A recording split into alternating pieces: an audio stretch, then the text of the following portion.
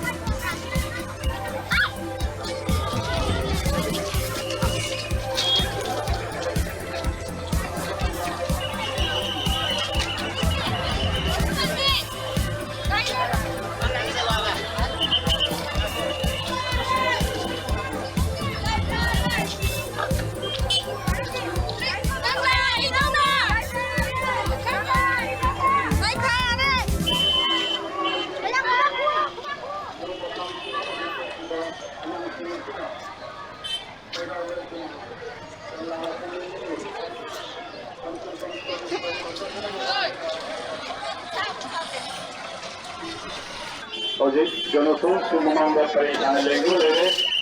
Agora, vamos lá. Vamos lá, que é मेरा आशीर्वाद में भी इंसान की ऊंचा सिंह में दी तो ये सब कुछ नहीं है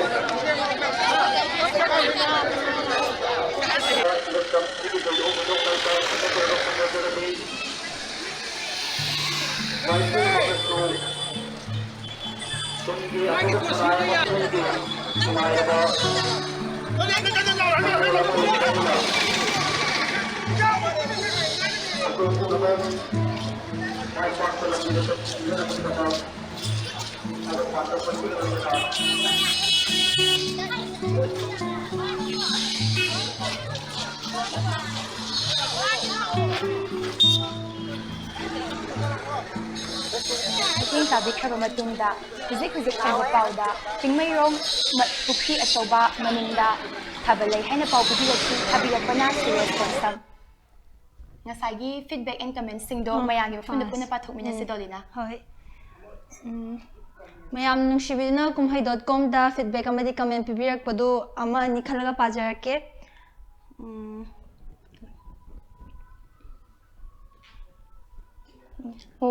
Oris Thangzamna comment ama pibirai happy Yaoshang to all the Kanglai Park from Simla Thagachari Oris Thangzambusu henamai park po ibiu Mathanga Sidi Ratan Kumar Yaifabo ibiu mayam from Delhi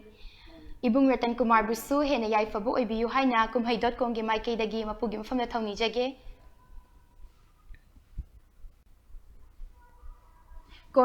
Kornika Chungkham Happy Yaoshang from Bangalore Yauba Fangdreko Mathangda di soidana yauminasi handak Yauba Fangdre na ning hanaba tawbiganu Khoirong Social Happy Yaoshang Yauba Fangdre from Thailand Adongi punsida hena mai pakpo ibiu mathangda di mayam punna yauminasi haina kumhai.com gi mai kaidagi paudamjage kumhai.com da comment feedback pibirak pokhudima pu thagachari Mathang asidi aikoina koina chatubagi paudam singi manung channa ngasisu Yaoshang Nini Chanba ga mari leinana tongan mafam singda kumhai.com na paudam khara lawjaraki mayam punna mieng taminasi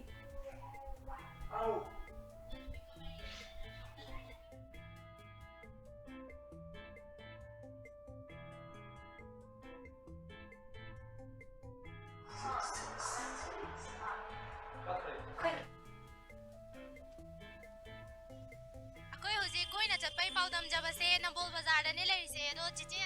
Thabal zong mai pesa khatpiramira Thabal se karam kandan matam lepage Thabal se matam di lepje do dum isa suragan da ko Yaoshang manung ko bisong no ba dum tawge da manari ado che hoi sida pesa thali se lekai ama tangira natraga lekai ama tangi Nambol awang lekai gi ado che hoi lekai da lesabi sing yoi ba khanna ba kai program adi yaudra sports ma'am tawe manung da ado mai lekai gi ko yawe si nuntin si puthoro kai price kadi lawrge che price se akoi nupi gi oina dei tawdri do angang gi hana tawri do akoi dini humni janba da tawdo mal adu che abe taina ba ising haina ba gadi yaudri bo je yaudri thorok tangai ni na adu yam nuai je go che mathang amuk kan sak sage paudam jari be gresi program amadi cameraman khamba chingambam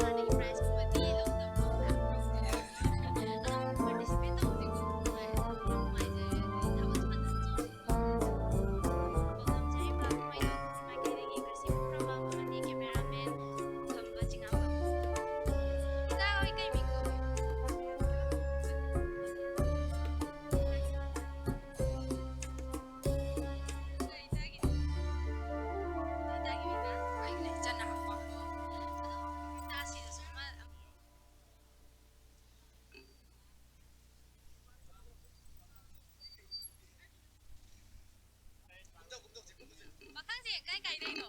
ꯑꯩꯈꯣꯏꯁꯦ ꯄꯥꯁꯣꯏꯗꯩꯅꯤ ꯑꯁꯣꯏꯗꯒꯤ ꯀꯩ ꯂꯝ ꯌꯧꯔꯕ ꯑꯁ ꯂꯝꯁꯦ ꯂꯣꯏ ꯀꯣꯏ ꯂꯥꯛꯑꯦ ꯑꯗꯣ ꯄꯨꯂꯤꯁꯅ ꯈꯔ ꯐꯥꯎꯔꯦ ꯑꯗꯨ ꯄꯩꯁꯥꯗꯤ ꯑꯁ ꯂꯝꯕꯤ ꯊꯠꯇ꯭ꯔꯣ ꯌꯥꯝꯅ ꯂꯝꯕꯤ ꯌꯥꯝ ꯇꯜꯂꯦ ꯑꯗꯣ ꯅꯣꯡ ꯏꯁꯤꯡ ꯐꯤꯕꯝ ꯃꯇꯝꯅꯤꯅ ꯈꯔꯗꯤ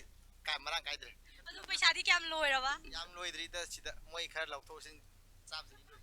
ꯊꯥꯕꯜꯗꯤ ꯀꯌꯥꯝ ꯊꯥꯕꯜꯗꯤ ꯍꯧꯗ ꯉꯥꯏꯔꯤꯕꯅꯤ나 ꯏꯆꯣꯡ ꯆꯣꯡꯗ꯭ꯔꯦ ꯑꯗꯨ ꯍꯣꯔꯦꯟ ꯊꯥꯕꯜ ꯆꯠꯂꯣꯏꯗ꯭ꯔꯣ ꯂꯩꯗꯤ ꯆꯠꯀꯅꯤ ꯃꯁꯝꯁꯤꯡꯁꯤꯁꯨ ꯂꯣꯏ ꯌꯣꯅꯤꯅꯦ ꯇꯧꯔꯤꯁꯦ ꯑꯗꯨꯗꯤ ꯆꯠꯂꯝꯃꯤꯅꯤ ꯍꯥꯏꯇꯥꯔꯦ ꯌꯥꯝ ꯅꯨꯡꯉꯥꯏꯔꯦꯀꯣ ꯑꯗꯨꯗꯤ ꯐꯖꯅ ꯀꯣꯏꯊꯔꯣ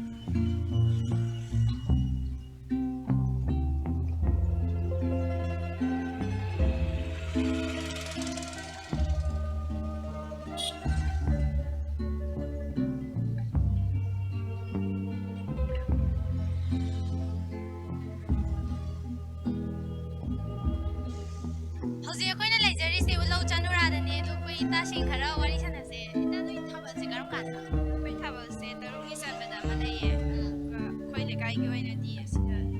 ꯆꯩꯔꯥꯎꯕꯗ ꯂꯩꯁꯦ ꯂꯩꯀꯥꯏ ꯑꯅꯤ ꯑꯍꯨꯝ ꯄꯨꯟꯕ꯭ꯔꯣ ꯁꯤꯗ ꯄꯩꯁꯥ ꯊꯠꯂꯤꯁꯦ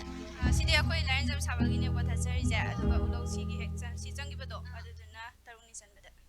ꯑꯗꯣ ꯏꯇꯥ ꯍꯣꯏ ꯀꯩ ꯁ꯭ꯄꯣꯔꯠꯁ ꯀꯩ ꯂꯩꯁꯥꯕꯤꯒꯤ ꯑꯈꯟꯅꯕ ꯄ꯭ꯔꯣꯒ꯭ꯔꯥꯝ ꯀꯩ ꯃꯌꯥꯝ ꯌꯥꯎꯗ꯭ꯔꯣ ꯌꯥꯎꯗꯣꯏꯅꯦ ꯁꯤ ꯂꯣꯏꯔꯀꯥꯟꯗ ꯑꯩꯈꯣꯏ ꯂꯩꯀꯥꯏꯒꯤ ꯁ꯭ꯄꯣꯔꯠꯇ ꯌꯥꯎꯗꯣꯏꯅꯦ ꯑꯣ ꯑꯗꯨ ꯄꯩꯁꯥꯁꯦ ꯌꯥꯝ ꯀꯨꯏꯅ ꯊꯠꯂꯣꯏꯗꯣꯔꯤꯅꯦ ꯊꯣꯛꯂꯛꯇ ꯉꯥꯏ ꯆꯪꯉꯅꯤ ꯉꯥꯏꯍꯥꯛ ꯂꯩꯔꯒ ꯁ꯭ꯄꯣꯔꯠ ꯌꯥꯎꯕ ꯅꯪꯅ ꯑꯗꯨꯒ ꯊꯥꯕꯜꯗꯤ ꯀꯌꯥꯝ ꯆꯣꯡꯉꯦ ꯑꯃ ꯆꯣꯡꯉꯦ ꯉꯔꯥꯡꯒꯤ ꯉꯔꯥꯡ ꯅꯠꯇꯦ ꯗꯦꯠ 20ꯗ ꯑꯣ ꯑꯗꯨꯗꯤ ꯌꯥꯝ ꯅꯨꯡꯉꯥꯏꯔꯦꯀꯣ ꯏꯇꯥ ꯑꯗꯨꯗꯤ ꯃꯈꯥ ꯇꯥꯅ ꯍꯧꯖꯤꯛ ꯄꯥꯎꯗꯝꯖꯔꯤꯕ ꯒ꯭ꯔꯤꯁꯤ ꯄꯨꯈ꯭ꯔꯝꯕꯝ ꯑꯃꯗꯤ ꯀꯦꯃꯦꯔꯥꯃꯦꯟ ꯈꯝꯕ ꯆꯤꯉꯥꯝꯕꯝ ꯑꯁ ꯑꯩ ꯍꯧꯖꯤꯛ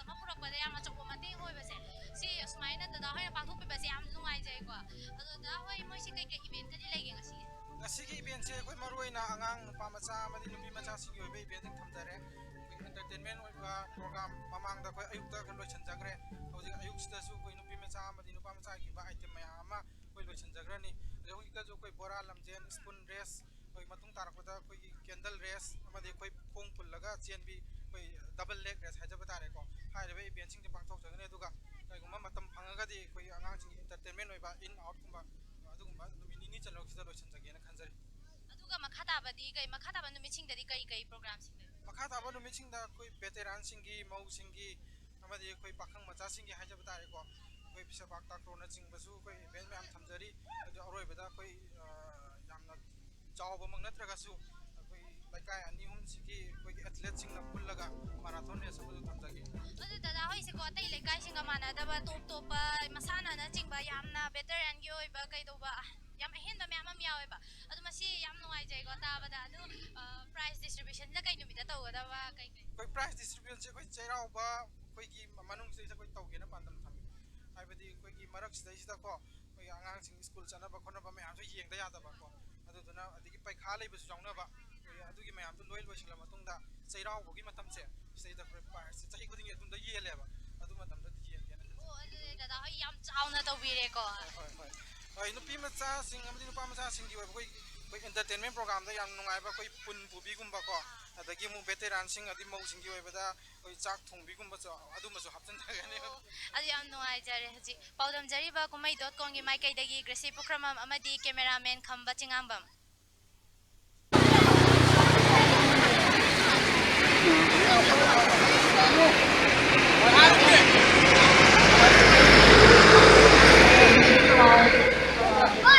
takpirae Hairok Bazar Fan Society ground thabirakpana rohen hauji haibirakpani mafam asida thabal lei haiduna aduga makha tar poina comment khara amu pajage khar lokhalaga pajage nungai ba mayam nungai ga ba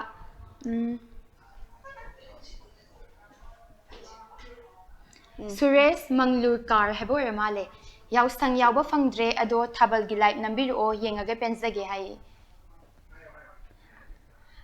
Thabal gi live su akoi horen dagi thazar ani mayam adum ngai biu akoi thazar ke Premsan Livestream Happy Yaoshang lamdam singi ichilina khudimak Thabal pena chongbi horo sports yawbiu from Kura Yaifa thoire ibung Premsan Livestream mathangdana yamna nungaiba paudamni kumhei.com bu thagachari ibung bu su thagachari Wangjam Raman Mathangdana Kumhei Live Mathang Thabirakbasina Ratan Kumar Kumhei Live Pu Thagachari live streaming tawbiduna pumnamuk yengba phanghanbibagidama Thongnauzam from Delhi Ibung Ratan Kumar busu Thagachari Sumaina Kumhei.com sibu yengbiraga nusibiduna comment pibirakpidagimekta ibung busu yaifaba oibiyu haijage Mathangdana Boicha ingudam background music se kita lay thabiyo hoy mayam waraw bibaya de huzi akoi semjari am kana mayam nungai da ba pe na badum semjarakke ngasi de viewer se kita hen mama liko dolina male sigi babero sine sigi ya outsider ke je babibena haidana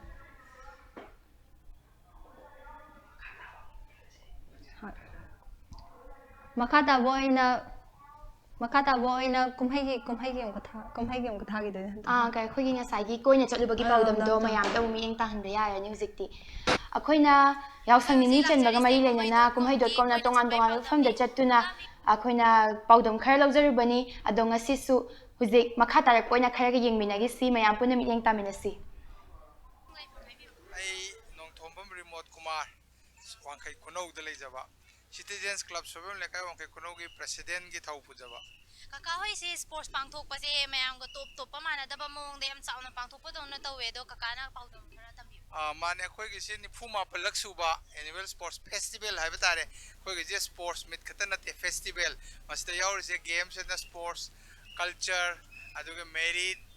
khoi gi tongan ba indigenous games Zagoi adagidi quiz na singba ayama sure aduna khoi je festival haina ming thon jare handak ke je ni phuma palak suba akoi curtain raiser of the golden annual sports festival ni kaka de am nuai jare do ngasi se kai karam ba event sing adai makhata na kai khoi gi je outdoor indoor and asmana khaidok chai outdoor indoor track and field outdoors na koi volleyball sepak takraw kabadi football six side football adagi cricket sigumba sine duga track and field akogi long jump high jump adagi race sigumba sina outdoor oi khare duga indoor sina akogi table tennis carom chess sina singba sing high jump tare akoi je pana mari house mari inter house hai tare inter pana mari koi wangbrel marjing kaubru thangjing ina sumana pana mari akoi geographical location sina chapchana mari je demarcation pibirame sigi lambi changisina song southern side sina wangbrel som the margin sigi lambi sigi amuk sigi lambaki song southern side sina thangjing gi side che song wisina kaubru gi magi sina kaubru side and smaina pana mari sina inter competition to bani sigi akoi tongan ba winner trophy runners trophy overall outdoor overall indoors smaina masi loi trophy jing kalak pani trophy je yang khai humpu muk che koi gi se adun numit mari sa koi trophy ji galoni and thoga loina mapung pharaga amaina law thoksagani ade kaka sai na prize distribution se nungti yen thopi brana taga loira ga individuals ni ayam na yeli aduga loiba numit sida koi team gi oiba sing je loira yengi masida trophy plus cash prize yauri ade am nungai ba koi fancy dress tago war koi ji su le ai tare aduna koi festival lai na koi na sum mingthon jare yam nungai jare paudam jari ba kumai.com gi mai kai degi Gracie Pokhrambam amadi cameraman khamba chengangbam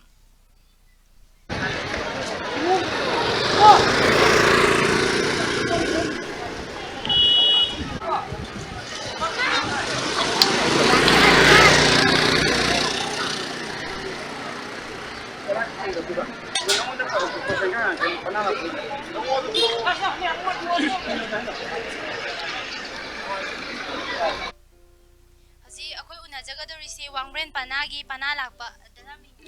aigi ming imo mangsa tabam dada hoi si pana je moi kai price kadi kyam lobi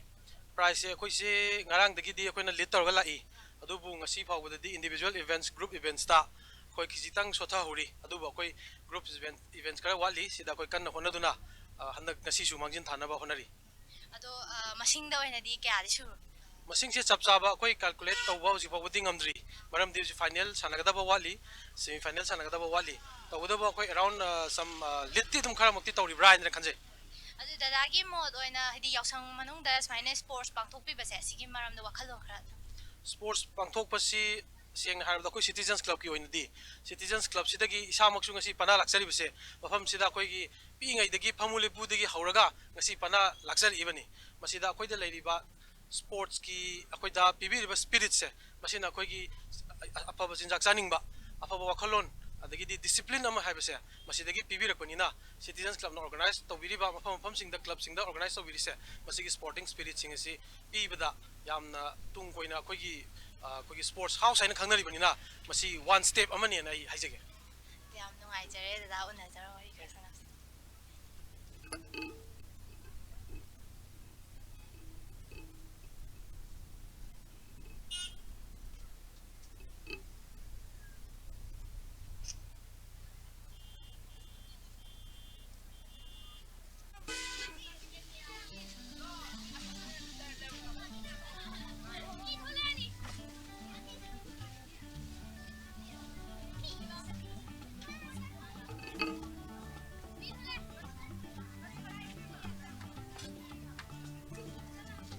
अखोई हुजी उनजरी बसी margin पाना लाखपगी लोइना B अखोई मामा Ming आईकी R K उंगबी Rita Devi margin पनागी पना लागी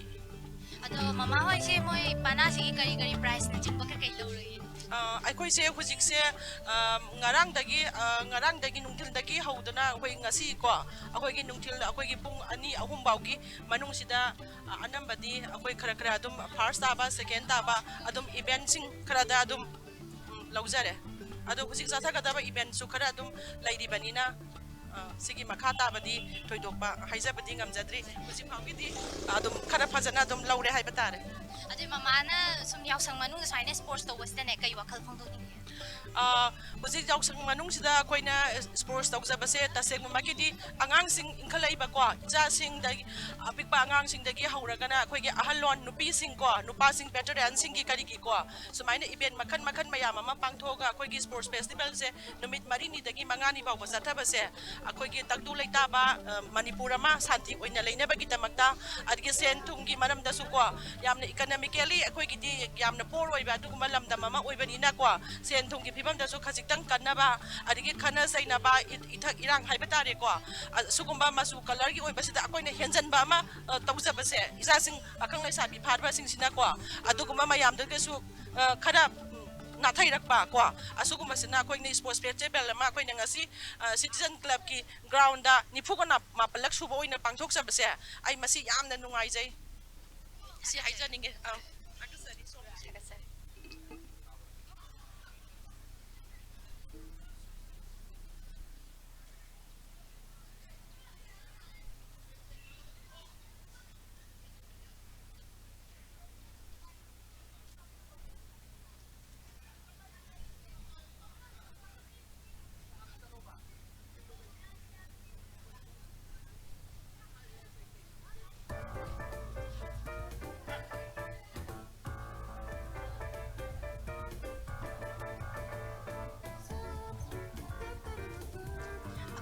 laksarisina ko grupanada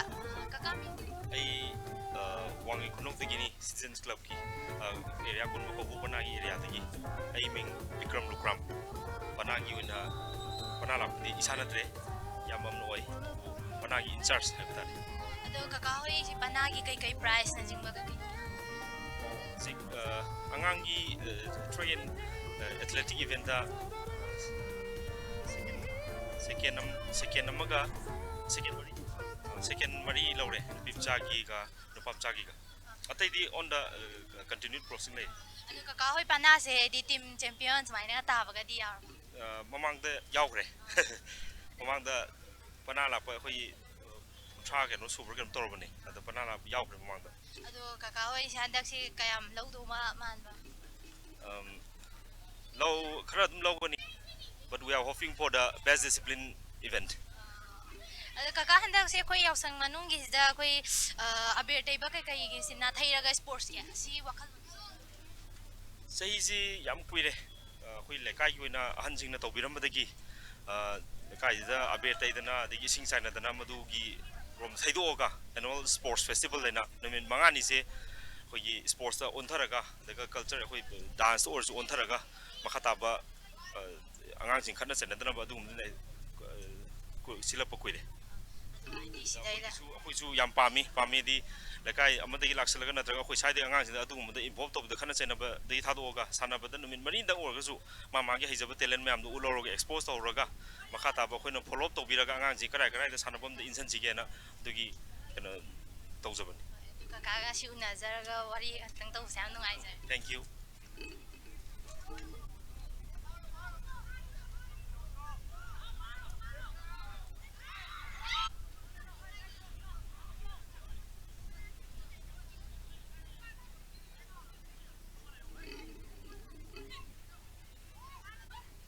ꯑꯩꯈꯣꯏ ꯍꯧꯖꯤꯛ ꯂꯩꯖꯔꯤꯁꯤꯅ ꯊꯥꯡꯖꯤꯡ ꯄꯥꯅꯥ ꯑꯗꯣ ꯎꯅꯕꯤꯒꯗꯧꯔꯕ ꯊꯥꯡꯖꯤꯡ ꯄꯥꯅꯥꯒꯤ ꯄꯥꯅꯥ ꯂꯥꯛꯄ ꯃꯤꯡ ꯑꯩꯒꯤ ꯃꯤꯡ ꯍꯤꯝꯖꯥꯎ ꯅꯤꯡꯊꯧꯖꯝ ꯂꯩꯐꯝ ꯅꯝꯈꯩꯒꯅꯣ ꯑꯩꯅ ꯍꯧꯖꯤꯛ ꯍꯟꯗꯛꯀꯤ 49 ꯁꯨꯕ ꯑꯦꯅꯨꯑꯦꯜ ꯁ꯭ꯄꯣꯔꯠꯁ ꯐꯦꯁꯇꯤꯚꯦꯜ ꯁꯤꯖꯟ ꯀ꯭ꯂꯕꯅ ꯑꯣꯔꯒꯅꯥꯏꯖ ꯇꯧꯕꯁꯤꯗ ꯊꯥꯡꯖꯤꯡ ꯄꯅꯥꯒꯤ ꯑꯣꯏꯅ ꯄꯅꯥ ꯂꯥꯛꯄ ꯑꯣꯏꯅ ꯑꯩ ꯔꯤꯄ꯭ꯔꯖꯦꯟ ꯇꯧꯖꯕꯅꯤ ꯑꯗꯨ ꯀꯀꯥ ꯍꯣꯏꯒꯤ ꯄꯥꯅꯥꯒꯤꯀꯣ ꯃꯤ ꯀꯌꯥꯃꯨꯛꯇꯤ ꯄ꯭ꯔꯥꯏꯁꯁꯦ ꯀꯌꯥꯝ ꯂꯧꯕꯤꯔꯣ ꯄ꯭ꯔꯥꯏꯁꯁꯦ ꯑꯩꯈꯣꯏꯒꯤ ꯀꯩꯅꯣ ꯇꯧꯋꯦ ꯑꯩꯈꯣꯏ ꯑꯉꯥꯡꯒꯤ ꯏꯚꯦꯟꯠꯁ ꯑꯣꯏꯕꯅꯤꯅ ꯑꯩꯈꯣꯏꯁꯦ ꯑꯗꯨꯝ ꯆꯍꯤ ꯈꯨꯗꯤꯡꯒꯤ ꯇꯧꯕꯗ ꯑꯩꯈꯣꯏ ꯋꯤꯟꯅꯔ ꯇꯥꯕꯁꯨ ꯌꯥꯎꯈ꯭ꯔꯦ ꯑꯗꯒꯤ ꯔꯟꯅꯔꯁ ꯑꯞ ꯇꯥꯕꯁꯨ ꯌꯥꯎꯈ꯭ꯔꯦ ꯑꯗꯒꯤ ꯑꯩꯈꯣꯏ ꯇꯥꯗꯕꯁꯨ ꯑꯗꯨꯝ ꯌꯥꯎꯈꯤ ꯍꯥꯏꯕꯗꯤ ꯑꯩꯈꯣꯏꯒꯤ ꯃꯇꯝꯗꯨꯒꯤ ꯂꯩꯔꯤꯕ ꯑꯉꯥꯡꯗꯨꯒꯤ ꯃꯣꯏꯒꯤ ꯑꯩꯈꯣꯏ ꯆꯍꯤꯗ ꯀꯦꯇꯦꯒꯣꯔꯤꯗ ꯈꯥꯏꯕꯅꯤꯅ ꯑꯗꯨꯒꯨꯝꯕꯗ ꯈꯤꯇꯪ ꯀꯩꯅꯣ ꯇꯧꯕ ꯑꯗꯨꯒꯨꯝꯕ ꯈꯔꯗꯤ ꯂꯩ ꯑꯗꯨꯒ ꯍꯧꯖꯤꯛꯀꯤ ꯍꯥꯏꯔꯤꯕꯗꯨ ꯑꯗꯨꯃꯛꯇꯤ ꯑꯗꯨꯝ ꯐꯥꯔꯁ ꯋꯤꯟꯅꯔ ꯇꯥꯈꯤꯕ ꯁꯦꯀꯦꯟ ꯇꯥꯈꯤꯕ ꯑꯗꯒꯤ ꯇꯥꯗꯕꯁꯨ ꯑꯗꯨꯝ ꯌꯥꯎꯖꯈꯤ ꯑꯗꯣ ꯍꯟꯗꯛ ꯆꯍꯤꯒꯤ ꯑꯣꯏꯅꯗꯤ ꯀꯃꯥꯏꯅ ꯀꯌꯥꯝ ꯂꯧꯕ ꯌꯥꯕꯒꯦ ꯑꯁꯥ ꯍꯟꯗꯛ ꯆꯍꯤꯒꯤꯗꯤ ꯑꯩꯒꯤ ꯋꯥꯈꯜꯗꯗꯤ ꯍꯟꯗꯛ ꯆꯍꯤꯁꯦ ꯊꯥꯡꯖꯤꯡ ꯄꯅꯥꯅ ꯆꯦꯝꯄꯤꯌꯟ ꯑꯣꯏꯅꯕꯅ ꯑꯩꯈꯣꯏ ꯃꯌꯥꯝ ꯂꯩꯔꯤꯕ ꯑꯩꯈꯣꯏꯒꯤ ꯏꯟꯆꯥꯔꯖ ꯑꯗꯒꯤ ꯑꯣꯐꯤꯁꯤꯌꯦꯜ ꯑꯗꯒꯤ ꯂꯩꯔꯤꯕ ꯄ꯭ꯂꯦꯌꯥꯔꯁꯤꯡ ꯑꯁꯤ ꯑꯩꯈꯣꯏ ꯊꯋꯥꯏ ꯌꯥꯎꯅ ꯍꯧꯖꯤꯛꯐꯥꯎꯗꯤ ꯍꯣꯠꯅꯔꯤ ꯃꯁꯤꯒꯤ ꯍꯣꯠꯅꯕꯒꯤ ꯁꯣꯏꯗꯅ ꯑꯩꯈꯣꯏ ꯁꯤꯒꯤ ꯀꯩꯅꯣꯁꯦ ꯑꯩꯈꯣꯏ ꯑꯗꯨꯝ ꯃꯍꯩꯁꯤ ꯑꯗꯨꯝ ꯐꯪꯒꯅꯦꯅ ꯈꯟꯖꯩ ꯑꯩ ꯋꯥꯈꯜꯗ ꯁꯣꯏꯗꯅ ꯃꯥꯏ ꯄꯥꯛꯄꯁꯨ ꯑꯣꯏꯕꯤꯌꯨ ꯑꯗꯣ ꯀꯀꯥꯁꯦ ꯍꯧꯖꯤꯛ ꯌꯥꯎꯁꯪ ꯁ꯭ꯄꯣꯔꯠꯁꯀ ꯍꯥꯏꯗꯤ ꯌꯥꯎꯁꯪ ꯊꯥꯕꯜ ꯆꯣꯡꯕ ꯑꯗꯒꯤ ꯁꯨꯃꯥꯏꯅ ꯑꯕꯦꯔ ꯇꯩꯕ ꯑꯗꯒꯤ ꯏꯁꯤꯡ ꯍꯩꯅꯕ ꯃꯌꯥꯝꯁꯤ ꯅꯥꯊꯩꯔꯒꯀꯣ ꯁ꯭ꯄꯣꯔꯠꯁ ꯐꯦꯁꯇꯤꯚꯦꯜꯒ ꯁꯤꯟꯕꯁꯦ ꯁꯤꯗ ꯀꯩ ꯃꯣꯠ ꯑꯩꯒꯤ ꯃꯣꯠꯇꯗꯤ ꯁꯤꯒꯨꯝꯕ ꯑꯩꯈꯣꯏꯒꯤ ꯂꯩꯀꯥꯏ ꯈꯨꯗꯤꯡꯒꯤ ꯃꯅꯤꯄꯨꯔꯒꯤ ꯑꯣꯏꯅ ꯑꯩꯈꯣꯏ ꯂꯩꯀꯥꯏ ꯈꯨꯗꯤꯡꯒꯤ ꯁ꯭ꯄꯣꯔꯠꯁ ꯁꯨꯃꯥꯏꯅ ꯁꯤꯟꯕꯁꯦ ꯃꯁꯤ ꯌꯥꯝꯅ ꯑꯩꯒꯤ ꯋꯥꯈꯜꯗꯗꯤ ꯌꯥꯝꯅ ꯐꯕ ꯑꯃꯅꯦꯅ ꯈꯜꯂꯤ ꯍꯥꯏꯕꯗꯤ ꯑꯩꯈꯣꯏ ꯍꯛꯆꯥꯡꯗꯁꯨ ꯑꯗꯨꯝ ꯐꯔꯦ ꯑꯗꯒꯤ ꯋꯥꯈꯜ ꯑꯩꯈꯣꯏꯒꯤ ꯁ꯭ꯄꯣꯔꯠꯁꯇ ꯊꯋꯥꯏ ꯌꯥꯎꯔꯒꯗꯤ ꯑꯉꯥꯡꯁꯤꯡꯁꯦ ꯑꯩꯈꯣꯏꯒꯤ ꯐꯠꯇꯕ ꯂꯝꯕꯤꯗ ꯆꯠꯇꯕꯒꯤ ꯋꯥꯈꯜꯂꯣꯟ ꯑꯃ ꯂꯥꯛꯄ ꯑꯗꯒꯤ ꯁ꯭ꯄꯣꯔꯠꯁ ꯁꯥꯟꯅꯅꯤꯡꯕ ꯄ꯭ꯂꯦꯌꯥꯔꯁꯤꯡ ꯂꯩꯀꯥꯏꯗꯤ ꯃꯥꯒꯤ ꯌꯥꯎꯔꯤꯕ ꯏꯚꯦꯟꯠꯇꯨꯒꯤ ꯃꯇꯨꯡ ꯏꯟꯅ ꯄꯥꯝꯖꯕ ꯌꯥꯎꯔꯒꯗꯤ ꯑꯗꯨꯅ ꯑꯩꯈꯣꯏ ꯁ꯭ꯇꯦꯠꯀꯤ ꯅꯦꯁꯅꯦꯜꯒꯤ ꯏꯚꯟ ꯀꯩꯅꯣꯐꯥꯎꯗ ꯑꯗꯨꯝ ꯌꯥꯎꯕ ꯌꯥꯕꯒꯤ ꯈꯨꯗꯣꯡꯆꯥꯕꯁꯤ ꯑꯗꯨꯝ ꯃꯌꯥꯝ ꯑꯃ ꯁꯤꯃꯨꯛ ꯂꯩꯖꯕꯅꯤꯅ ꯑꯩꯗꯤ ꯁꯞꯄꯣꯔꯠ ꯇꯧꯖꯩ ꯁꯨꯃꯥꯏꯅ ꯑꯩꯈꯣꯏ ꯀꯩ ꯍꯥꯏꯇꯥꯔꯦ ꯑꯩꯈꯣꯏ ꯀꯨꯝꯍꯩꯔꯣꯝꯗ ꯍꯥꯏꯕꯗꯤ ꯑꯕꯦꯔ ꯇꯩꯅꯕ ꯈꯣꯠꯅꯕ ꯄꯩꯁꯥ ꯅꯤꯕ ꯈꯣꯠꯄ ꯁꯤ ꯃꯌꯥꯝꯁꯦ ꯊꯥꯗꯣꯛꯑꯒ ꯑꯩꯈꯣꯏ ꯁ꯭ꯄꯣꯔꯠꯁ ꯔꯣꯝꯗ ꯃꯥꯏ ꯑꯣꯟꯁꯤꯜꯂꯒ ꯁꯤ ꯑꯩꯈꯣꯏ ꯑꯐꯕ ꯍꯦꯜꯗꯤ ꯑꯣꯏꯕ ꯑꯗꯒꯤ ꯋꯥꯈꯜ ꯐꯕ ꯅꯤꯁꯥ ꯆꯥꯗꯕ ꯁꯤꯒꯨꯝꯕ ꯏꯟꯈꯠꯂꯛꯏꯕ ꯅꯍꯥꯁꯤꯡꯗ ꯁꯨꯃꯥꯏꯅ ꯑꯩꯗꯤ ꯍꯥꯏꯖꯅꯤꯡꯉꯤ ꯑꯗꯣ ꯉꯁꯤ ꯀꯀꯥꯒꯤ ꯆꯤꯜꯂꯕ ꯃꯇꯝ ꯈꯔ ꯀꯥꯏꯊꯣꯛꯑꯒ ꯋꯥꯔꯤ ꯁꯥꯖꯕꯁꯦ ꯌꯥꯝ ꯅꯨꯡꯉꯥꯏꯖꯩ ꯊꯥꯒꯠꯆꯔꯤ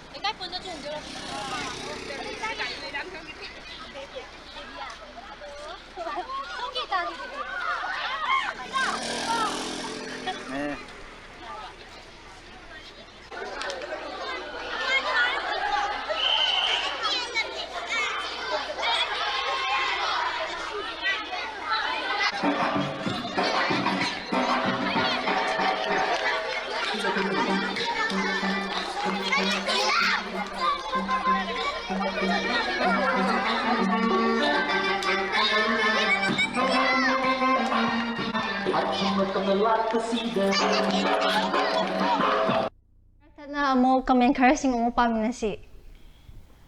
Iqbal Ansari, I'm watching from Goa, thankkumai.com. Iqbal Ansari, Thagachari Sombusu, Julanjit Elangbam, Happy Holi Manipur, Kumhei Light Yam Phazai, Thagachari, Happy Yaoshang to you too, Julanjit Elangbam. Winlishin, Lorembam, Che any say Horan Thabal Chongidro, Chong Siroi Bani Bo. Chalaga lore no chong mo si Haren Chongala to ni Bani Suren. lore kanda lore kanda Kita yang kisiko. ya ano to ya Jackson Brian. Pablo Kumhei Light po hainingai lek na Thagachari handakti Yaoshang suyawa fangdre Thabal duma tanga live thabirak ledi yam nungai ni. Akoy soidana Thabal live thajarakani mayam soidana ngaibiyu akoy soidana thajarake. Realize from ꯊꯥꯡꯃꯩꯕꯟꯒꯤꯁꯨ ꯈꯔ upload ꯇꯧꯕꯤꯔꯛꯑꯣ thank you ꯇꯧꯖꯔꯛꯀꯦ ꯌꯥꯅꯤ ꯑꯃꯁꯨ ꯌꯥꯎꯔꯦꯅꯦ ꯊꯥꯕꯜ ꯆꯣꯡꯕꯒꯤꯅꯦ ꯁꯤꯁꯨ ꯇꯈꯦꯜꯂꯝꯕꯝ ꯈꯣꯝꯗꯣꯟ ꯑꯗꯣ ꯅꯣꯏ ꯑꯅꯤꯗꯤ ꯊꯥꯕꯜ ꯆꯣꯡꯉꯣꯏꯗ꯭ꯔꯣ ꯑꯗꯨꯒ ꯀꯗꯥꯏꯗ ꯆꯣꯡꯗꯣꯏꯅꯣ ꯍꯥꯏꯔꯛꯎꯅꯦ ꯊꯥꯕꯜꯁꯦ ꯆꯣꯡꯗꯣꯏꯅꯦꯕ ꯑꯗꯣ ꯃꯌꯥꯝꯅ ꯊꯤꯕꯤꯔꯛꯑꯣ ꯀꯗꯥꯏꯗ ꯆꯣꯡꯒꯅꯤꯗꯣ ꯍꯥꯏꯗꯣꯛꯆꯔꯔꯣꯏ ꯃꯈꯥ ꯇꯥꯔꯛꯄꯗꯤ ꯕꯤꯛꯇꯔ ꯀꯣꯟꯁꯝ ꯁꯤꯇꯤꯖꯟ ꯀ꯭ꯂꯕ ꯌꯥꯝ ꯆꯥꯎꯅ ꯇꯧꯏ ꯍꯣꯏ ꯁꯤꯇꯤꯖꯟ ꯀ꯭ꯂꯕꯇꯁꯨ ꯑꯩꯈꯣꯏ ꯄꯥꯎꯗꯝ ꯂꯧꯖꯔꯨꯕꯅꯤ ꯃꯈꯥ ꯇꯥꯅꯁꯨ ꯂꯧꯖꯔꯛꯀꯅꯤ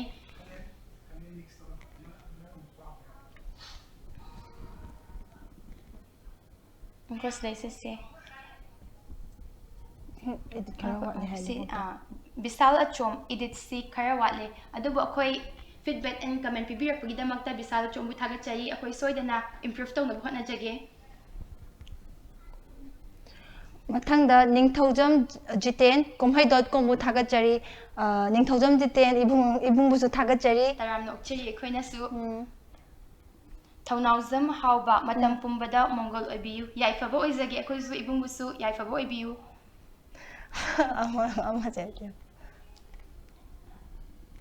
Arafat Ali kumhai.com thanks a lot from Pune welcome from kumhai.com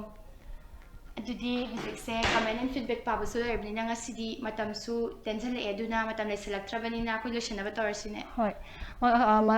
ꯃꯊꯪꯗꯁꯨ ꯂꯥꯛꯀꯗꯕ ꯌꯥꯎꯁꯪ ꯅꯨꯃꯤꯠ ꯍꯨꯝꯅꯤ ꯋꯥꯠꯂꯤꯕꯁꯤꯁꯨ ꯃꯤꯌꯥꯝꯅ kumhai.com ꯒꯤ ꯈꯨꯠꯊꯥꯡꯗ ꯊꯥꯕꯜ ꯑꯃꯗꯤ ꯁ꯭ꯄꯦꯁꯦꯜ ꯄ꯭ꯔꯣꯒ꯭ꯔꯥꯝ ꯄꯥꯡꯊꯣꯛꯄꯤꯒꯗꯕ ꯃꯌꯥꯝꯗꯨ ꯀ꯭ꯂꯕ ꯁꯤꯇꯤꯖꯦꯟ ꯈꯨꯗꯤꯡꯃꯛ ꯑꯣꯔꯒꯅꯥꯏꯖꯦꯁꯟ ꯈꯨꯗꯤꯡꯃꯛ ꯏꯕꯨꯡ ꯏꯄ꯭ꯋꯥ ꯈꯨꯗꯤꯡꯃꯛꯅ kumhai.com ꯒꯤ ꯈꯨꯠꯊꯥꯡꯗ ꯄꯥꯎ ꯄꯤꯕꯤꯔꯛꯎ ꯑꯗꯨꯒ kumhai.com ꯒꯤ ꯌꯨꯇ꯭ꯌꯨꯕ ꯆꯦꯅꯦꯜ ꯑꯁꯤꯕꯨ ꯅꯨꯡꯁꯤꯕꯤꯗꯨꯅ ꯂꯥꯏꯛ ꯑꯃꯗꯤ ꯁꯕꯁꯀ꯭ꯔꯥꯏꯕ ꯇꯧꯕꯤꯕ ꯀꯥꯎꯕꯤꯒꯅꯨ ꯍꯥꯏꯖꯒꯦ ꯉꯁꯤꯒꯤꯗꯃꯛꯇꯗꯤ ꯃꯤꯠꯌꯦꯡ ꯇꯥꯕꯤꯔꯤꯕ ꯃꯌꯥꯝ ꯄꯨꯝꯅꯃꯛꯄꯨ kumhai.com ꯒꯤ ꯃꯥꯏꯀꯩꯗꯒꯤ ꯀꯥꯏꯅꯅꯕ ꯌꯥꯊꯪ ꯅꯤꯖꯔꯤ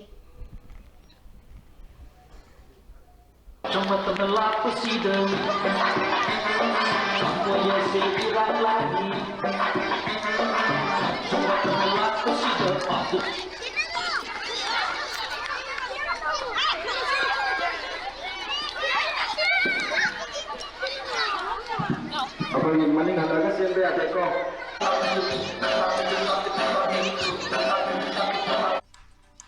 ꯑꯩꯈꯣꯏ ꯍꯧꯖꯤꯛ ꯂꯩꯖꯩꯁꯦ ꯋꯥꯡꯈꯩ ꯄꯨꯖꯥ ꯂꯝꯄꯥꯛꯇꯅꯤ ꯀꯀꯥ ꯃꯤꯡ ꯍꯥꯏꯕꯤꯌꯨ ꯌꯨꯝꯂꯦꯝ ꯃꯝ ꯍꯦꯃꯟꯇ ꯀꯀꯥꯁꯦ ꯀ꯭ꯂꯕꯀꯤ ꯀꯔꯤ ꯃꯦꯝꯕꯔ ꯑꯩ ꯄ꯭ꯔꯁꯤꯗꯦꯟ ꯑꯣꯏꯖꯕꯅꯦ ꯋꯥꯏꯕꯤꯌꯣꯒꯤ ꯑꯗꯣ ꯀꯀꯥ ꯍꯣꯏꯁꯤꯗ ꯁ꯭ꯄꯣꯔꯠꯁ ꯀꯩꯀꯩ ꯄꯥꯡꯊꯣꯛꯄ ꯑꯗꯩ ꯀꯩꯀꯩ ꯏꯚꯦꯟꯠꯁꯤꯡ ꯄꯥꯡꯊꯣꯛꯄ ꯈꯣꯠꯄ ꯈꯔ ꯑꯩꯈꯣꯏ ꯄꯥꯡꯊꯣꯛꯏꯁꯦ ꯍꯟꯗꯛꯀꯤ ꯆꯍꯤꯒ ꯊꯥꯔꯒ 38ꯂꯛ ꯁꯨꯕꯅꯤ ꯃꯔꯨꯑꯣꯏꯅ ꯑꯩꯈꯣꯏꯅ ꯄꯥꯡꯊꯣꯛꯏꯕꯁꯤ ꯌꯥꯎꯁꯪꯒꯤ ꯑꯩꯈꯣꯏꯒꯤ ꯀꯥꯟꯅꯗꯕ ꯍꯥꯏꯇꯥꯔꯦꯅꯦꯀꯣ ꯑꯗꯨꯗꯤ ꯑꯩꯈꯣꯏꯒꯤ ꯏꯔꯥꯡ ꯐꯂꯥꯡ ꯈꯟꯅ ꯆꯩꯅꯔꯛꯄ ꯃꯁꯤꯗ ꯊꯣꯛꯂꯤꯕ ꯀ꯭ꯔꯥꯏꯝ ꯃꯌꯥꯝꯗꯨꯕꯨ ꯈꯔ ꯍꯟꯊꯅꯕ ꯑꯩꯈꯣꯏ ꯑꯍꯜꯂꯣꯟꯁꯤꯡꯗꯒꯤ ꯊꯥꯏꯅꯗꯒꯤ ꯍꯧꯔꯛꯑꯀꯥꯟꯗ ꯑꯩꯈꯣꯏꯅ ꯆꯍꯤ 38 ꯆꯨꯞꯅ ꯄꯥꯡꯊꯣꯛꯂꯛꯏꯕꯁꯤ ꯍꯥꯏꯗꯤ ꯃꯔꯨꯑꯣꯏꯅ ꯃꯈꯣꯏꯗ ꯍꯥꯏꯗꯤ ꯏꯔꯥꯡꯂꯣꯝꯗ ꯆꯠꯈꯤꯗꯅꯕ ꯍꯥꯏꯇꯥꯔꯦ ꯇꯨꯡꯑꯣꯏꯅ ꯊꯅꯝꯃꯒ ꯑꯩꯈꯣꯏ ꯁꯥꯟꯅꯕꯁꯤꯅ ꯃꯔꯨꯑꯣꯏꯅ ꯑꯄꯨꯟꯕ ꯋꯥꯈꯜꯂꯣꯟ ꯑꯃꯒ ꯂꯣꯏꯅꯅ ꯑꯩꯈꯣꯏꯅ ꯃꯁꯤ ꯄꯥꯡꯊꯣꯛꯄꯅꯦ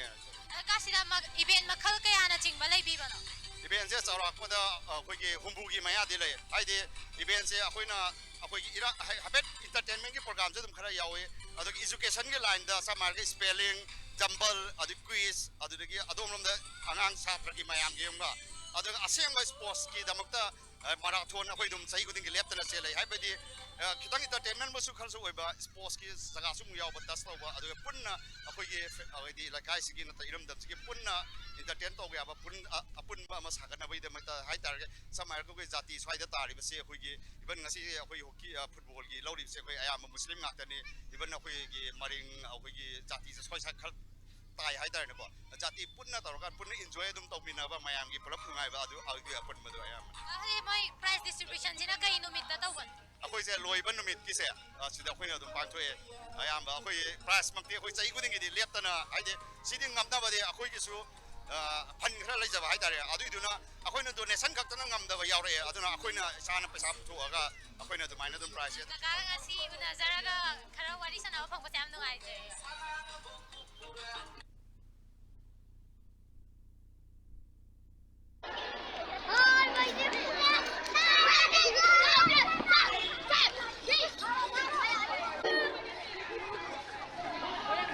यार होती यार तो क्या मतलब जैसे बोल रहा था ना कोई सही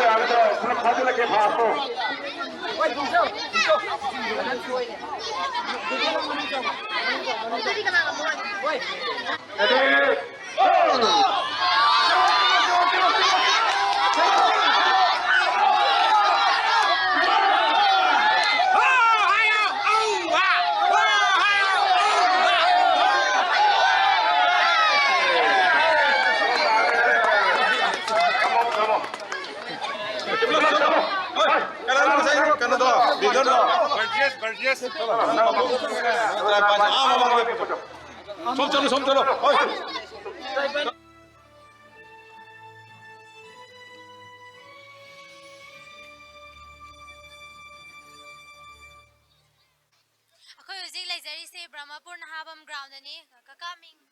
ꯑꯩ ꯒꯨꯔꯨꯔꯤꯕꯝ ꯁꯅꯥꯇꯣꯝꯕ ꯀꯧꯏ ꯀꯀꯥ ꯀ꯭ꯂꯕꯁꯤꯒꯤ ꯀꯩ ꯃꯦꯝꯕꯔ ꯑꯩ ꯀ꯭ꯂꯕꯁꯤꯒꯤ ꯁꯦꯀ꯭ꯔꯦꯇꯔꯤ ꯑꯣꯏꯕꯅꯤ ꯙꯔꯃꯥꯂaya ꯁꯣꯁꯤꯌꯦꯜ ꯋꯦꯜꯐꯤꯌꯔ ꯁꯦꯟꯇꯔꯁꯤꯒꯤ ꯁꯦꯀ꯭ꯔꯦꯇꯔꯤꯁꯦ ꯑꯩ ꯑꯣꯏꯖꯕꯅꯤ ꯍꯟꯗꯛ ꯄꯥꯡꯊꯣꯛꯏꯕ ꯁ꯭ꯄꯣꯔꯠꯁꯦ ꯀꯌꯥꯔꯛ ꯁꯨꯕꯅꯣ ꯑꯗꯨꯒ ꯀꯔꯤ ꯀꯔꯤ ꯄ꯭ꯔꯣꯒ꯭ꯔꯥꯝꯁꯤꯡ ꯌꯥꯎ ꯑꯩꯈꯣꯏꯒꯤꯁꯤ ꯍꯨꯝꯐꯨꯇꯔꯥꯒ ꯅꯤꯊꯣꯏꯔꯛ ꯁꯨꯕ ꯑꯩꯈꯣꯏꯒꯤ ꯑꯦꯅꯨꯋꯦꯜ ꯁ꯭ꯄꯣꯔꯠꯁ ꯐꯦꯁꯇꯤꯚꯦꯜꯅꯤ ꯑꯥꯏꯇꯦꯝꯁꯤ ꯑꯩꯈꯣꯏꯁꯤ ꯁꯨꯃꯥꯏꯅ ꯊꯝꯃꯤ ꯑꯩꯈꯣꯏꯒꯤ ꯈꯔ ꯍꯥꯏꯂꯥꯏꯠ ꯇꯧꯕ ꯌꯥꯕꯗꯀꯣ ꯂꯣꯡ ꯗꯤꯁꯇꯦꯟꯁ ꯔꯟ ꯍꯥꯏꯗꯅ ꯑꯩꯈꯣꯏꯒꯤ ꯍꯥꯞ ꯃꯔꯥꯊꯟ ꯄ꯭ꯔꯥꯏꯖ ꯃꯅꯤꯅꯤ ꯐꯥꯔꯁ ꯄ꯭ꯔꯥꯏꯖꯗ 10,000 ꯁꯦꯀꯦꯟꯅ ꯑꯩꯈꯣꯏꯒꯤ 9,000 ꯊꯥꯔꯅ 3ꯅꯤ ꯃꯁꯤꯗꯤ ꯑꯩꯈꯣꯏꯒꯤ ꯑꯔꯣꯏꯕ ꯅꯨꯃꯤꯠ ꯇꯥꯔꯤꯛ 15 ꯄꯥꯡꯊꯣꯛꯀꯅꯤ ꯑꯗꯒꯤ ꯑꯩꯈꯣꯏ ꯕꯦꯗꯃꯤꯟꯇꯟ ꯇꯣꯔꯅꯥꯃꯦꯟ ꯇꯧꯏ ꯕꯦꯗꯃꯤꯟꯇꯟ ꯇꯣꯔꯅꯥꯃꯦꯟꯁꯤ ꯉꯁꯤ ꯐꯥꯏꯅꯦꯜ ꯁꯥꯟꯅꯒꯅꯤ ꯑꯗꯨ ꯕꯦꯗꯃꯤꯟꯇꯟ ꯁꯤꯡꯒꯜꯗꯤ ꯇꯧꯗꯦ ꯗꯕꯜ ꯉꯥꯛꯇ ꯇꯧꯏ ꯑꯗꯨꯅ ꯇꯤꯝ ꯌꯥꯝꯃꯤ ꯇꯤꯝ ꯐꯅ ꯌꯥꯝꯃꯤ ꯌꯥꯎꯔꯤꯁꯤ ꯑꯗꯨ ꯑꯩꯈꯣꯏꯅ ꯉꯁꯤ ꯅꯨꯡꯗꯥꯡ ꯄꯨꯡ 6ꯇꯒꯤ ꯐꯥꯏꯅꯦꯜ ꯄꯥꯡꯊꯣꯛꯆꯒꯅꯤ ꯑꯗꯒꯤ ꯑꯩꯈꯣꯏꯒꯤ ꯕꯥꯁꯀꯦꯠꯕꯣꯜ ꯇꯧꯏ ꯕꯥꯁꯀꯦꯠꯕꯣꯜ ꯂꯣꯏꯁꯤꯟꯈ꯭ꯔꯦ ꯑꯗꯨꯒ ꯑꯩꯈꯣꯏꯅ ꯅꯨꯃꯤꯠꯁꯤꯡꯁꯤ ꯈꯥꯏꯗꯣꯛꯏ ꯉꯁꯤꯁꯤ ꯑꯌꯥꯝꯕ ꯑꯉꯥꯡ ꯅꯨꯄꯥ ꯃꯆꯥ ꯅꯨꯄꯤ ꯃꯆꯥ ꯆꯍꯤ 7, 9, 10, 10, 11, 14, 15 ꯐꯥꯎꯒꯤ ꯃꯅꯨꯡꯗ ꯂꯩꯕ ꯅꯨꯄꯥ ꯃꯆꯥ ꯅꯨꯄꯤ ꯃꯆꯥꯁꯤꯡꯁꯤꯒꯤ ꯄ꯭ꯔꯣꯒ꯭ꯔꯥꯝꯁꯦ ꯑꯌꯥꯝꯕ ꯄꯥꯡꯊꯣꯛꯏ ꯑꯗꯒꯤ ꯑꯩꯈꯣꯏ ꯃꯧ ꯗꯦ ꯍꯥꯏꯗꯅ ꯅꯣꯡꯃ ꯂꯩ ꯃꯧ ꯉꯥꯛꯇꯒꯤ ꯑꯗꯨꯅ ꯑꯌꯨꯛꯇꯒꯤ ꯍꯧꯈꯤꯕꯗꯨꯅ ꯃꯈꯣꯏꯁꯤ ꯅꯨꯡꯊꯤꯟ ꯄꯨꯡ 2, 3 ꯑꯗꯨꯋꯥꯏ ꯐꯥꯎꯕ ꯑꯗꯨꯝ ꯃꯈꯣꯏ ꯄ꯭ꯔꯣꯒ꯭ꯔꯥꯝꯁꯤ ꯄꯥꯡꯊꯣꯛꯀꯅꯤ ꯇꯣꯉꯥꯟ ꯇꯣꯉꯥꯟꯕ ꯑꯩꯈꯣꯏꯒꯤ ꯑꯥꯏꯇꯦꯝ ꯃꯌꯥꯝ ꯑꯃ ꯂꯝꯖꯦꯟ ꯈꯪꯗꯦ ꯑꯗꯒꯤ ꯕꯦꯂꯦꯟꯁ ꯔꯦꯁ ꯈꯪꯗꯦ ꯆꯥꯛ ꯊꯣꯡꯕꯤ ꯈꯪꯗꯦ ꯚꯦꯔꯥꯏꯇꯤ ꯁꯣ ꯃꯈꯣꯏ ꯉꯝꯖꯕ ꯀꯝꯄꯤꯇꯤꯁꯟ ꯀꯌꯥ ꯇꯧꯕ ꯌꯥꯝꯈ꯭ꯔꯦ ꯑꯗꯨꯃ ꯃꯧꯒꯤꯗꯨꯃ ꯀꯝꯄ꯭ꯂꯤꯠ ꯑꯗꯨ ꯑꯌꯨꯛꯇꯒꯤꯅ ꯅꯨꯡꯊꯤꯟ ꯄꯨꯡ 3 ꯐꯥꯎ ꯂꯩꯈ꯭ꯔꯦ ꯅꯨꯡꯊꯤꯟ ꯄꯨꯡ 3ꯗꯒꯤꯗꯤ ꯑꯩꯈꯣꯏꯒꯤ ꯈꯔ ꯑꯍꯜ ꯑꯣꯏꯔꯕ ꯍꯥꯏꯇꯥꯔꯦ ꯑꯦꯖꯦꯠ ꯑꯩꯈꯣꯏꯒꯤ ꯌꯥꯝ ꯀꯟꯅ ꯑꯦꯛꯇꯤꯚꯤꯇꯤꯁ ꯉꯝꯗꯕ ꯑꯗꯨꯕꯨ ꯃꯈꯣꯏꯅ ꯉꯝꯒꯗꯕ ꯑꯥꯏꯇꯦꯝ ꯈꯔ ꯈꯪꯒꯠꯂꯛꯑꯒ 5-6 ꯈꯪꯒꯠꯂꯒ ꯃꯈꯣꯏꯁꯤꯡ ꯑꯗꯨꯒꯤ ꯀꯝꯄꯤꯇꯤꯁꯟ ꯑꯃ ꯇꯧꯏ ꯑꯌꯥꯎꯕ ꯄꯨꯝꯅꯃꯛ ꯑꯩꯈꯣꯏꯅ ꯄ꯭ꯔꯥꯏꯖ ꯄꯤꯖꯩ ꯐꯥꯔꯁ ꯁꯦꯀꯦꯟ ꯊꯥꯔꯒꯤ ꯃꯊꯛꯇ ꯑꯗꯨꯃꯥꯏꯅ ꯇꯧꯗꯅ ꯑꯩꯈꯣꯏꯁꯤ ꯁꯤꯟꯖꯕꯅꯤ ꯅꯨꯃꯤꯠ 5ꯅꯤ ꯍꯥꯏꯇꯥꯔꯦ ꯉꯔꯥꯡꯅ ꯍꯧꯗꯣꯛꯄ ꯑꯣꯏꯈ꯭ꯔꯦ ꯑꯩꯈꯣꯏꯒꯤꯁꯤ ꯑꯣꯄꯅꯤꯡ ꯑꯣꯏꯈ꯭ꯔꯦ ꯀꯀꯥꯒꯤ ꯑꯩꯈꯣꯏ ꯃꯣꯠꯇ ꯑꯩꯈꯣꯏ ꯌꯥꯎꯁꯪꯗ ꯑꯩꯈꯣꯏ ꯏꯔꯥꯡ ꯐꯔꯥꯡꯗ ꯆꯠꯄꯒꯤ ꯃꯍꯨꯠꯇ ꯁ꯭ꯄꯣꯔꯠꯁꯤꯅ ꯀꯩ ꯀꯩ ꯀꯥꯟꯅꯕ ꯄꯤ ꯅꯈꯣꯏꯅ ꯍꯧꯖꯤꯛ ꯎꯔꯤꯁꯤꯅꯤ ꯑꯉꯥꯡ ꯃꯤꯄꯨꯝ ꯈꯨꯗꯤꯡꯃꯛꯁꯤꯗ ꯀꯟꯁꯦꯟꯇ꯭ꯔꯦꯠ ꯇꯧꯗꯅꯀꯣ ꯂꯣꯏꯅ ꯁꯤꯗ ꯒꯦꯗꯔꯤꯡꯁꯤ ꯃꯌꯥꯝꯁꯦ ꯈꯔ ꯎꯕꯤꯔꯦꯗꯅ ꯁꯤ ꯃꯈꯣꯏ ꯅꯠꯇ꯭ꯔꯒꯗꯤ ꯑꯁ꯭ꯋꯥꯏꯗ ꯑꯕꯦꯠ ꯇꯩꯅꯔꯨꯅꯤ ꯑꯃ ꯇꯧꯅꯤ ꯀꯣꯏꯔꯨꯅꯤ ꯑꯗꯨ ꯁꯤꯗ ꯑꯩꯈꯣꯏ ꯍꯥꯏꯕ ꯏꯟꯗꯕ ꯌꯥꯎꯅꯤꯡꯗꯕ ꯀꯥꯡꯕꯨꯅ ꯌꯥꯎꯖꯗ꯭ꯔꯦ ꯑꯗꯨꯕꯨ ꯑꯌꯥꯝꯕ ꯃꯦꯛꯁꯤꯃꯝ ꯈꯔ ꯀꯔꯤ ꯍꯥꯏꯅꯤ ꯑꯗꯨꯒꯨꯝꯕꯗꯨꯗꯤ ꯑꯩꯈꯣꯏꯅ ꯍꯣꯏ ꯃꯌꯥꯝ ꯎꯕꯤꯔꯤꯁꯤꯅꯤ ꯑꯩꯈꯣꯏꯒꯤ ꯑꯉꯥꯡꯁꯤꯡ ꯄꯨꯝꯅꯃꯛꯁꯤ ꯁ꯭ꯋꯥꯏꯗ ꯂꯣꯏꯅꯃꯛ ꯂꯩꯗꯅ ꯁ꯭ꯄꯣꯔꯠꯁꯤꯗ ꯌꯥꯎꯗꯅ ꯃꯈꯣꯏ ꯑꯕꯦꯔꯁꯤ ꯀꯥꯎꯈ꯭ꯔꯦ ꯇꯩꯅꯕꯁꯤ ꯀꯥꯎꯈꯤꯗꯅ ꯁꯤꯗ ꯌꯥꯎꯔꯤꯁꯤꯅꯤ ꯑꯗꯨꯕꯨ ꯑꯩꯈꯣꯏꯅ ꯂꯣꯏꯅꯃꯛ ꯆꯤꯡꯁꯤꯟꯕꯗꯤ ꯉꯝꯗꯦ ꯌꯥꯎꯅꯤꯡꯗꯕꯁꯨ ꯂꯩ ꯁ꯭ꯄꯣꯔꯠꯁ ꯑꯁꯤ ꯌꯥꯎꯅꯤꯡꯗꯕꯁꯨ ꯀꯣꯡꯒꯥꯏꯅꯤ ꯌꯥꯎꯅꯤꯡꯕꯁꯤꯡꯗꯨ ꯈꯔ ꯍꯦꯟꯅ ꯌꯥꯎꯅꯤꯡꯅꯕ ꯃꯌꯥꯝ ꯈꯔ ꯅꯨꯡꯉꯥꯏꯅꯕ ꯍꯥꯏꯅ ꯑꯩꯈꯣꯏꯅ ꯏꯟꯇꯔꯇꯦꯟꯃꯦꯟ ꯑꯣꯏꯅꯁꯨ ꯀꯣ ꯉꯁꯥꯏꯒꯤ ꯀꯩꯅꯣꯁꯤ ꯑꯩꯈꯣꯏꯒꯤ ꯆꯨꯝꯅ ꯑꯉꯥꯡꯁꯤꯡꯁꯤ ꯌꯥꯝ ꯀꯝꯄꯤꯇꯤꯁꯟ ꯇꯧꯗꯅ ꯃꯁꯤꯃꯛꯅ ꯃꯁꯤꯅ ꯌꯥꯝ ꯍꯦꯟꯅ ꯑꯩꯈꯣꯏꯒꯤ ꯒ꯭ꯔꯥꯁ ꯔꯨꯠꯇꯒꯤ ꯇꯧꯗꯅ ꯑꯣꯂꯦꯝꯄꯤꯛ ꯌꯥꯎꯔꯛꯀꯅꯤ ꯑꯗꯨ ꯇꯧꯅꯤ ꯍꯥꯏꯕꯃꯛ ꯅꯠꯇ꯭ꯔꯒꯁꯨ ꯃꯁꯥ ꯄꯤꯕ ꯑꯉꯥꯡꯁꯤꯡꯁꯤꯗ ꯃꯤꯃꯥꯡ ꯊꯣꯛꯄ ꯉꯝꯕ ꯁꯤꯁꯦ ꯄꯥꯔꯇꯤꯁꯤꯄꯦꯁꯟꯗꯣ ꯃꯈꯣꯏꯁꯤꯗ ꯄꯤꯛꯏꯉꯩꯁꯤꯗ ꯍꯧꯕꯤꯍꯧꯕ ꯁꯨꯝ ꯄꯤꯛꯈ꯭ꯔꯕ ꯑꯉꯥꯡ ꯃꯆꯥ ꯃꯌꯥꯝꯁꯤꯡꯁꯤ ꯁꯥꯟꯅꯅꯤꯡꯕꯒꯤ ꯀꯩꯅꯣꯝ ꯑꯗꯩ ꯃꯤꯃꯥꯡ ꯊꯣꯛ ꯑꯗꯩ ꯄ꯭ꯔꯥꯏꯖ ꯑꯃ ꯐꯪꯖꯔꯛꯄꯗꯒꯤ ꯃꯥꯒꯤ ꯃꯣꯇꯤꯚꯦꯠ ꯇꯧꯅꯅꯕꯀꯣ ꯑꯗꯨꯒꯨꯝꯕꯒꯤ ꯃꯇꯥꯡꯗꯅꯤ ꯑꯩꯈꯣꯏꯅ ꯃꯁꯤ ꯁꯨꯝ ꯀꯨꯏꯔꯦ ꯑꯩꯈꯣꯏꯒꯤ ꯑꯍꯜ ꯂꯃꯟ ꯃꯃꯥꯡꯉꯩꯗ ꯍꯧꯗꯣꯛꯂꯛꯄꯅꯤ ꯑꯩꯈꯣꯏ ꯀ꯭ꯂꯕꯁꯦ 1936ꯇ ꯂꯤꯡꯈꯠꯂꯝꯕꯅꯤ ꯑꯗꯨꯅ ꯑꯩꯈꯣꯏ ꯁꯦꯀꯦꯟ ꯑꯣꯜꯗꯦꯁ ꯀ꯭ꯂꯕ ꯍꯥꯏ ꯑꯗ ꯈ꯭ꯋꯥꯏꯗꯒꯤ ꯏꯔꯤꯕꯁꯤꯅ ꯚꯤꯛꯇꯣꯔꯤꯌꯥ ꯀ꯭ꯂꯕ ꯍꯥꯏꯅ ꯑꯩꯈꯣꯏꯒꯤ ꯕꯥꯎꯄꯔꯥꯗ ꯂꯩꯔꯝꯃꯤ ꯃꯥꯅ ꯀꯩꯅꯣ ꯑꯣꯏꯔꯝꯃꯤ ꯄꯥꯁ ꯃꯊꯪꯗ ꯑꯩꯈꯣꯏ ꯁꯤꯅ ꯁꯦꯀꯦꯟ ꯑꯣꯜꯗꯦꯁꯅꯦꯅ ꯂꯩ ꯉꯁꯤ ꯀꯀꯥꯒ ꯃꯤꯀꯨꯞ ꯈꯔꯗꯪ ꯀꯥꯏꯊꯣꯛꯑꯒ ꯋꯥꯔꯤ ꯁꯥꯕ ꯐꯪꯖꯕꯁꯦ ꯌꯥꯝ ꯅꯨꯡꯉꯥꯏꯖꯩ ꯗꯗꯥꯁꯤꯡ ꯍꯣꯏ ꯚꯣꯂꯟꯇꯤꯌꯔ ꯑꯣꯏꯕꯤꯔꯕ ꯃꯥꯅꯦ ꯑꯗꯨ ꯂꯩꯀꯥꯏꯁꯤꯗ ꯁꯨꯃꯥꯏꯅ ꯁ꯭ꯄꯣꯔꯠꯁꯀꯨꯝꯕ ꯄꯥꯡꯊꯣꯛꯄ ꯀꯩꯀꯩꯁꯦ ꯀꯩ ꯐꯥꯎꯕꯤꯒꯦ ꯁꯨꯝ ꯅꯨꯡꯉꯥꯏꯅ ꯐꯥꯎꯋꯦ ꯌꯥꯎꯁꯪ ꯊꯥꯕꯜꯗꯤ ꯆꯣꯡꯗꯕ꯭ꯔꯣ ꯁꯤ ꯌꯥꯎꯁꯪ ꯊꯥꯕꯜꯁꯤ ꯆꯣꯡꯗꯤ ꯆꯣꯡꯉꯤ ꯂꯣꯏꯅꯃꯛꯇ ꯆꯣꯡꯕꯁꯤꯅ ꯍꯣꯏ ꯑꯗꯨꯗꯤ ꯌꯥꯝ ꯅꯨꯡꯉꯥꯏꯖꯩ ꯅꯦꯅꯦꯁꯤ ꯂꯩꯀꯥꯏꯗꯩ ꯅꯠꯇ꯭ꯔꯣ ꯃꯥꯅꯦ ꯌꯥꯎꯁꯪ ꯁ꯭ꯄꯣꯔꯠꯁ ꯀꯩꯀꯩꯁꯦ ꯀꯃꯥꯏꯅ ꯀꯩ ꯅꯨꯡꯉꯥꯏꯕ꯭ꯔꯣ ꯀꯃꯥꯏꯅ ꯇꯧꯒꯦ ꯅꯨꯡꯉꯥꯏ ꯆꯍꯤꯒꯤ ꯑꯣꯏꯕ ꯆꯩꯀꯨꯝꯒꯤ ꯑꯣꯏꯕꯅꯤꯅꯀꯣ ꯅꯨꯡꯉꯥꯏꯌꯦ ꯑꯗꯨꯝ ꯑꯉꯥꯡ ꯃꯌꯥꯝ ꯂꯥꯡꯕ ꯈꯣꯠꯄ ꯑꯁꯤ ꯅꯦꯅꯦ ꯍꯣꯏꯒꯤꯗꯤ ꯀꯩꯅꯣ ꯁ꯭ꯄꯣꯔꯠꯁꯦ ꯄꯥꯡꯊꯣꯛꯇ꯭ꯔꯤꯕ ꯑꯍꯟꯒꯤ ꯑꯣꯏꯅ ꯑꯍꯟꯒꯤꯁꯦ ꯉꯁꯤꯒꯤ ꯑꯣꯏꯅꯗꯤ ꯑꯍꯟꯒꯤꯁꯦ ꯍꯧꯗ꯭ꯔꯤ ꯍꯥꯏꯇꯥꯔꯦ ꯑꯉꯥꯡꯒꯤ ꯑꯌꯥꯝꯕ ꯇꯧꯔꯤ ꯑꯗ ꯑꯩ ꯃꯣꯏ ꯕꯥꯁꯀꯦꯠꯕꯣꯜ ꯀꯩꯀꯩ ꯁꯥꯟꯅꯕꯗꯤ ꯑꯌꯨꯛꯇꯕꯨ ꯇꯧꯋꯤ ꯅꯨꯄꯥꯒꯤꯗꯤ ꯅꯨꯄꯤꯒꯤꯗꯤ ꯍꯧꯗ꯭ꯔꯤ ꯌꯥꯝ ꯅꯨꯡꯉꯥꯏꯖꯔꯦ ꯑꯗꯨꯗꯤ ꯔꯥꯙꯤꯀꯥ ꯅꯪꯗꯤ ꯀꯩꯀꯩ ꯁ꯭ꯄꯣꯔꯠꯁ ꯌꯥꯎꯒꯦ ꯂꯝꯖꯦꯟ ꯀꯩ ꯇꯥꯔꯕ ꯊꯔꯠ ꯑꯣ ꯑꯗꯨ ꯑꯇꯩꯗꯤ ꯄ꯭ꯔꯥꯏꯖ ꯀꯩꯀꯩꯗꯤ ꯐꯪꯉꯒꯦ ꯐꯪꯗꯔꯤ ꯃꯈꯥ ꯇꯥꯕ ꯑꯇꯩꯗꯤ ꯌꯥꯎꯗꯣꯏꯔꯣ ꯅꯣꯏ ꯁꯤ ꯊꯥꯕꯜꯗꯤ ꯆꯣꯡꯕ꯭ꯔꯥ ꯆꯣꯡꯉꯦ ꯅꯪ ꯊꯥꯕꯜ ꯆꯣꯡꯕ ꯌꯥꯎꯕ꯭ꯔꯥ ꯆꯣꯡꯗ꯭ꯔꯤ ꯂꯥꯁꯇ ꯆꯣꯡꯗꯣꯏꯅꯦ ꯑꯣ ꯆꯣꯡꯕꯗ ꯌꯥꯎꯗꯣꯏꯔꯥ ꯍꯣꯏ ꯀꯩꯀꯩ ꯁ꯭ꯄꯣꯔꯠꯁ ꯌꯥꯎꯒꯦ ꯅꯪꯗꯤ ꯂꯝꯖꯦꯟ ꯆꯦꯟꯕ ꯑꯗꯨ ꯀꯩ ꯄ꯭ꯔꯥꯏꯖ ꯐꯪꯉꯒꯦ ꯐꯪꯗ꯭ꯔꯤ ꯐꯪꯗ꯭ꯔꯦ ꯑꯗꯨ ꯅꯪꯗꯤ ꯀꯩ ꯌꯥꯎꯗꯣꯏꯅꯣ ꯍꯌꯦꯡ ꯀꯃꯥꯏꯅ ꯇꯧꯕ ꯂꯝꯖꯦꯟ ꯑꯗꯨꯝ ꯂꯝꯖꯦꯟ ꯉꯥꯛꯇ ꯌꯥꯎꯗꯣꯏꯔꯥ ꯑꯣ ꯌꯥꯝ ꯅꯨꯡꯉꯥꯏꯔꯦ ꯑꯗꯨꯗꯤ ꯅꯦꯅꯦ ꯑꯩꯈꯣꯏꯁꯦ ꯀꯨꯝꯍꯩ.com ꯃꯥꯏꯀꯩꯗꯒꯤ ꯂꯥꯛꯆꯕꯅꯦꯕ ꯑꯗꯣ ꯁꯨꯃꯥꯏꯅ ꯌꯥꯎꯁꯪꯗ ꯂꯥꯡꯕ ꯈꯣꯠꯄ ꯏꯔꯥꯡ ꯃꯌꯥꯝꯁꯦ ꯅꯥꯊꯩꯔꯒ ꯁ꯭ꯄꯣꯔꯠꯁ ꯀꯩꯀꯩ ꯇꯧꯕꯁꯤꯗ ꯀꯩ ꯐꯥꯎꯕꯤꯒꯦ ꯍꯧꯔꯛꯏꯕ ꯑꯉꯥꯡꯁꯤꯡꯒꯤꯗꯃꯛꯇ ꯌꯥꯝꯅ ꯑꯐꯕ ꯂꯝꯖꯤꯡꯕ ꯃꯥꯒꯤ ꯀꯩ ꯍꯥꯏꯅꯤ ꯇꯨꯡꯒꯤ ꯄꯨꯟꯁꯤꯗꯀꯣ ꯑꯐꯕ ꯑꯣꯏꯔꯛꯅꯕꯒꯤꯗꯃꯛꯇ ꯅꯦꯅꯦ ꯍꯣꯏꯒꯤꯗꯤ ꯀꯩꯀꯩ ꯄ꯭ꯔꯣꯒ꯭ꯔꯥꯝ ꯌꯥꯎꯕꯤꯒꯦ ꯑꯩꯈꯣꯏ ꯃꯧꯒꯤ ꯄ꯭ꯔꯣꯒ꯭ꯔꯥꯝꯗꯤ 4 days ꯅꯦ ꯌꯥꯝ ꯅꯨꯡꯉꯥꯏꯖꯔꯦ